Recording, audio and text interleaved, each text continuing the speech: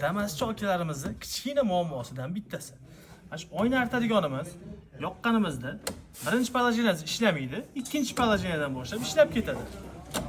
To'g'irlash juda oson. Buning uchun ustiga borib to'g'irlashga shart emas. Hozir shuni uy sharoitida oson to'g'irlashni ko'rsatib qo'yaman.